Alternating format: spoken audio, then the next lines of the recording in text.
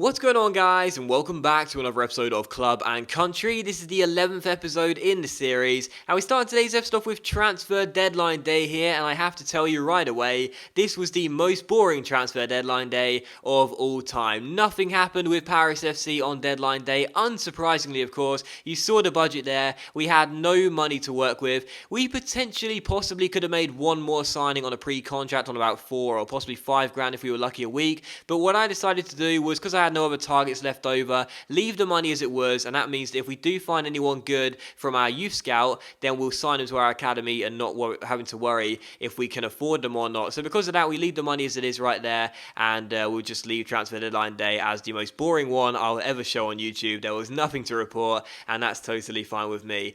Still following out, look at the youth monthly report there. 2 goalkeepers in our academy right now, and Fabio Miguel is sadly going down a little bit, but Abdoulaye Barmi, otherwise known as AB as I'll call him, he looks really good, doesn't he? I have to say, our current goalkeeper in the first team squad has been fantastic. He's grown quite a few ratings, 30 years old. He's been really good this season. He is the captain here at Paris FC in this team, in my team I should say, but either way, that youth team goalkeeper does look really good, so maybe next season a possible option could be sell him on for $1 million or 2 if we're lucky and just play the youth team goalkeeper. I guess we'll have to wait and see, but either way, that was the squad report right there. And the league table as well, as you can see, 15 games to go in League 2 right now, and we are still comfortably top of the table by many points. We're into the Coupe Nationale round of 16 as well, where we'll take on the League 2 side Dijon as well. So it's been a very good season for Paris FC, I have to admit, it really has been. We've been fantastic in the league. In the Coupe Nationale, getting to the round of 16 is fantastic, and as you can see as well, 15 points clear of second place, 16 points clear of third place, who we take on for the first game of today's episode. It has been a fantastic season so far with Paris FC, and as things stand right now, don't want to jinx it, but it will be hard to, really. I'll touch wood regardless. We should be on course to be going up to the next division and to the first division of French football in the near future, really. But still, taking on Stade Brest for the first game of today's episode here, and as you can see, not much was really happening in this game until the 56th minute, when we would open the scoring away from home against the side currently sitting in third place. We went down the right-hand side here after Stade Brest gave the ball away, drilled the cross into the centre. Who's at the far post to turn it in? It's Thierry Ambrose, of course. Ambrose getting a goal. Don't know why I said the goalkeeper was the captain of this team. Of course it's not. It's Thierry Ambrose now, isn't it? It was the goalkeeper for Ambrose. But either way, Ambrose turning it in and making it Stade Brest 0, Paris FC 1. And it was how the game would finish as well. Final score 1-0 to Paris FC. Not the best of games, but as you'll see in today's episode, guys, I play 5 games, I think it is. And the reason being, and the reason why the games are a lot quicker in this episode, is quite simple. In the last episode, which I uploaded on Thursday afternoon, I think it was, I asked you guys the question, and I said to you, what do you want me to do with the remainder of the season? Basically, what do you want me to do with the remainder of the season? Because it's basically nailed on the wall now that we're going to finish in first or second place, I should say, even more so guaranteed now after that win against third place Stade Brest in the last game. What do you guys want me to do with the remainder of the season? Should I start simulating some games? Because last year in my Racing Santander Club and Country, that's what we did in the Liga Adelante. We got ourselves a lead in the first couple of positions, and we basically just simulated the vast majority, well, not the vast majority, but quite a lot of the games in the second half of the first season. So I asked you guys the question, and I said, do you want me to do it again? I did it last year, not many of you had a problem with it, but this year in the comment section down below, I read quite a lot of the comments, and a few of you guys did say, yes, simulate some games, speed up the season a little bit, get through to the next season as quickly as possible, but a lot of you guys did actually be against that idea and said you wanted me to continue playing the games, playing every single one of them. So because of that, I decided to go with what I believe was the majority and continue to play, and will continue I should say, to play all of the remaining games in the season. But instead of playing the games at the usual pace we would, where we'd fit in like 3 or possibly if we're lucky 4 games an episode, or maybe even just a 2, I'm going to try and start putting in 5 or possibly even 6 games per episode now to try and get through the season as quickly as possible, yet still playing them and not simulating them. So basically, you won't see as many chances which go off target or a save by the goalkeeper or hit the woodwork or whatever. You'll just see the goals and maybe 1 or 2 other highlights as well. It just speeds the season up a little bit here, and that's probably the best way I can do it, where I can sort of appeal to both parties, you know. I know some of you guys do want me to speed the season up a little bit quicker and get through it as quickly as possible, but also, of course, I do know that the vast majority of you, or the majority at least in my opinion, seems to want me to continue to play all of the games. So because of that, we're going to try and appeal to both sort of both of your demands here. I will try and speed up the season, but I will also continue to play the games as well. So we'll try and include about 5 or 6 games an episode, possibly even 7 if we're very lucky, and just show you the goals and possibly 1 or 2 highlights here or there. Still, in our second game of today's episode there, we took on Chamois Noir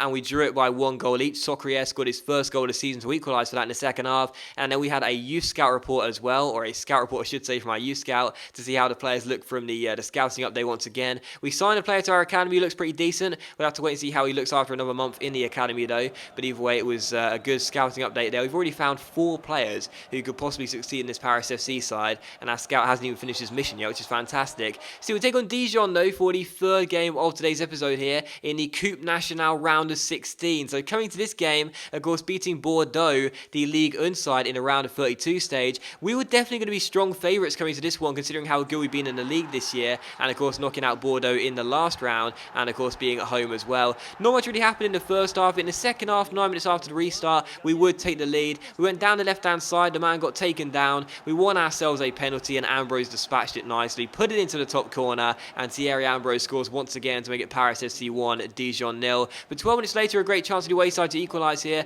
I gave the ball away with Vincent Perez. Bastien gets on the ball, plays it inside, and this was just really poor defending, wasn't it? First giving the ball away with Perez, and then in the centre, I can sort of blame the AI for this one though. I don't know why, but there were 2 centre-backs there guarding 1 man, and neither of them stuck with him. They just let him run through the middle of them and have a simple slide in, puts it past the goalkeeper, and that does make it Paris FC 1, Dijon 1. So very poor defending there, but I think you can blame the AI for that one and not me. But either way, Paris FC 1, Dijon 1. The game would go into extra time. Unlike in the FA Cup in England, there are no replays in the Coupe Nationale, or the Coupe de France, I think it's called in real life. So we're going to extra time here, which I think is how cup games should be in my opinion. We're going to extra time here. The first chance before in the 105th minute, and the first goal will be scored in the 105th minute as well. 15 minutes after the first half of the extra time would begin, on the stroke of half time of the first half of extra time, we would open the scoring. Nicholas came off the bench. He was played through by our first goal scorer, Thierry Ambrose, takes his time, picks his spot, puts the ball into the top corner, and our number 12 sends us through to the Coupe Nationale quarterfinals, as that was how the game would finish. Paris SC 2, Dijon 1, another win for us. We are through to the quarterfinals of the Coupe Nationale. What a fantastic cup run this has been. I know we've only had 2 wins, but already through to the quarterfinal stages. Absolutely fantastic, and a possible cup shock, a possible outside bet to win this trophy. I mean, it's possible. It's definitely possible. You'll notice there's no PSG in the tournament anymore. They've already been knocked out, so it's possible. It's very, very possible we could get ourselves through to the semis, the final, and who knows, maybe even pick up our first piece of silverware in the Coupe Nationale as opposed to the second tier of French football, or maybe complete a famous double in the first season. You never know. Still, as we came into this game against RC Lens here for the penultimate game of the episode, I showed you the lineups, but the fact of the matter is there was absolutely nothing to show you in the game. It was one of the worst games I've ever played, and this wasn't even because I was trying to speed up the highlights. There was just genuinely nothing to show in this game. Nothing really happened. It finished as a goalless draw. There were only 2 shots in the entire game. Only 1 was on target. That was through Ambrose, and I don't even remember it. It was such a poor game. Nothing happened, and it did finish as a goalless draw. So, I mean, I'm not trying to speed up the games and speed up the highlights, but there was no highlights to even show you in that game. There was genuinely nothing to show whatsoever, and it did finish as a goalless draw. But despite drawing that game, I was still feeling pretty confident coming to the final game of today's episode here, taking on Tours FC away from home, as we continue to get points on our course for promotion. As things stand as well, still undefeated in the league as well. There are just a few games to go now. I think it's 11 games to go coming into this one, so you never know. I mean, I talked about our possibility of winning the Coupe Nationale in the first season, possibly winning the league title and also doing it undefeated as well. How amazing would that be for the first season with Paris FC? Still taking on Tours FC here for the final game of today's episode here. First chance fell to the home side, then Bakayoko, our left back, almost caught the goalkeeper out there with a chip from range. It was turned over the bar and behind for a corner. We would open the scoring note 11 minutes after the restart. As you may have seen, Thierry Ambrose got a rest in this game on the bench, pretty tired,